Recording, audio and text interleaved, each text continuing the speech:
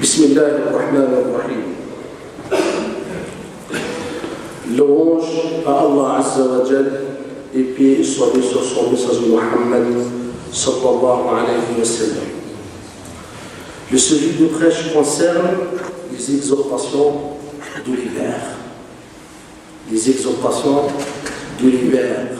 اشتفاني عنها مواعظ. راكم تعيشوا في هذه الأيام تاع الشتاء. Serviteurs d'Allah. Les exhortations et les enseignements qu'Allah Azza wa Jal a institués sont très nombreux. Ils constituent des arguments contre les gens, car ce sont des preuves évidentes, durables, que seuls les connaisseurs observent. Parmi ces preuves, il y a celles qui concernent l'organisation de l'univers que nous observons, que nous entendons et que nous ressentons avec nos sens. Nous divisons la saison de l'hiver. Il faut rappeler que cette saison, comme les trois autres, dépendent de la position du soleil. Lorsque le soleil se place dans une trajectoire basse du centre de l'univers vers l'horizon, il génère l'automne et l'hiver. Lorsqu'il se place dans sa trajectoire haute, il génère le printemps et l'été. Lorsque le soleil se place dans une trajectoire basse du centre de l'univers vers l'horizon, il génère l'automne et l'hiver. Lorsqu'il se place dans sa trajectoire haute, il génère le printemps et l'été. Allah Azza wa Jal a cité dans la sourate Quraysh, verset 2, les voyages de l'hiver et de l'été qu'ils adorent dans le Seigneur de cette maison, la Kaaba. Le prophète sallallahu alayhi wa sallam insistait auprès de ses compagnons leur disant: le jeûne en hiver est un butin froid. Le jeûne en hiver est un butin froid. هكذا الناس كانوا يشوفوا المواسم تاع ربي سبحانه وتعالى تاع عباده. سيدنا رسول الله يقول الصوم في الشتاء هو الغنيمة الباردة. Omar ibn al-Khattab, qu'Allah l'a guéri, s'engageait auprès de son entourage et leur conseillait de se préparer en disant: l'hiver arrive, shtaja. Préparez-vous de le recevoir avec vos habits, chaussettes et chaussures appropriées, son arrivée rapide et son départ lent. De son côté, Ali ibn Abi Talib, qu'Allah l'a guéri, disait: craignez l'hiver assidu et protégez les hommes vers la fin. Il malmène le corps comme il le fait avec les arbres. Le début de l'hiver est brûlant et sa fin est verdoyante. Pour sa part, Ibn Mas'ud, qu'Allah l'a guéri, disait que l'hiver soit le bienvenu et comporte une bénédiction et la nuit en son sein une langue pour les adorations nocturnes. Le jour s'encourt pour l'accomplissement du jeûne. À l'arrivée de l'hiver, Ubayd ibn Amir disait, ô jour du Coran, vos nuits sont longues pour la lecture, lisez le Coran, et les jours sont courts, jolis. Serviteurs d'Allah, l'hiver se caractérise donc par la réduction de ses journées et la longueur de ses nuits. Les vents sont forts et pleins d'humidité.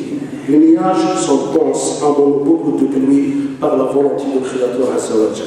La terre se consume par le froid et les eaux gèlent. Les maladies et les épidémies se propagent. Les gestes deviennent lents et le sommeil devient lent. C'est l'occasion pour le musulman de s'imprégner des exhortations de cette saison qui sont par ailleurs nombreuses parmi elles et bien. Premièrement, l'obéissance à l'ordre divin et la soumission à sa volonté comme l'ont fait les autres créatures, telles que le soleil, la lune, les cieux, la terre, les arbres, les océans, les rivières, etc., qui ne sont pas en divinité chargées de responsabilités.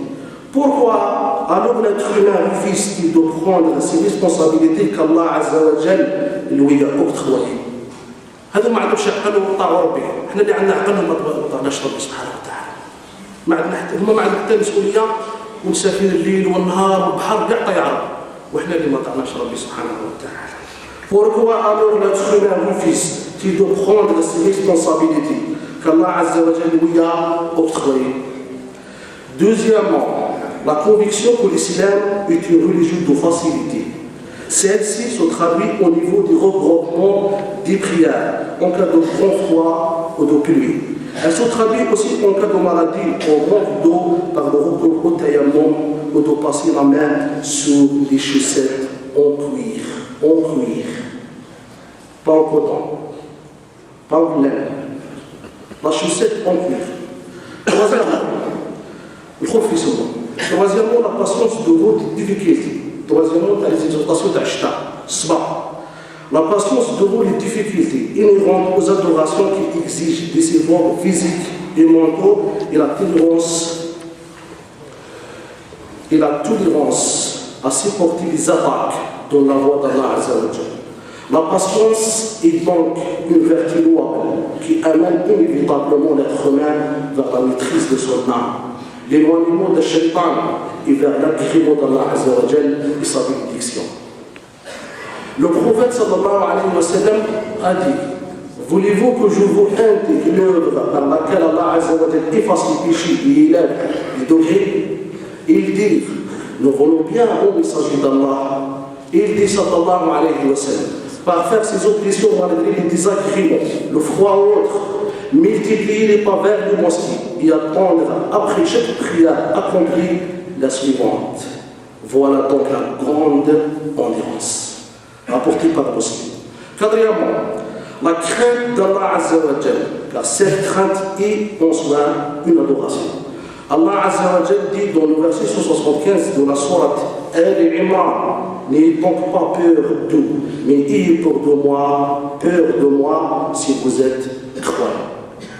Cinquièmement, la connaissance de la valeur de la vie terrestre comme étant une vie courte, en référence aux journées courtes de l'hiver et aux bouleversements climatiques. Sixièmement, le rappel des bienfaits illimités d'Allah Azza wa Jalla, qui sont traduits par les moyens que nous utilisons pour faire face au froid dans notre nourriture, nos maisons, nos voitures, nos mosquées, etc. Septièmement, le rappel de la vie de l'au-delà et la peur de l'enfer, car la rigueur du froid est un souffle de l'enfer. Comme l'a précisé le messager sallallahu alayhi wa sallam en disant: l'enfer s'y plaint à son Seigneur en disant: Seigneur, mes parties se consignent soulagement. Seigneur, mes parties se consignent soulagement. Le Seigneur lui permet de se soulager par 2 fois dans l'année. Un soulagement en hiver et un soulagement en été. Ainsi, vous trouverez le pic de sa chaleur à travers ses flammes brûlantes. Et vous trouverez le pic de son froid à travers son froid glacial. Rapporté par Al-Bukhari.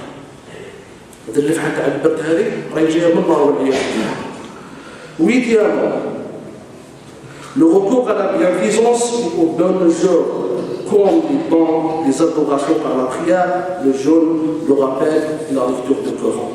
Mu'adh ibn Jabal, qu'Allah l'a guéri, a dit: je pleure 4 raisons.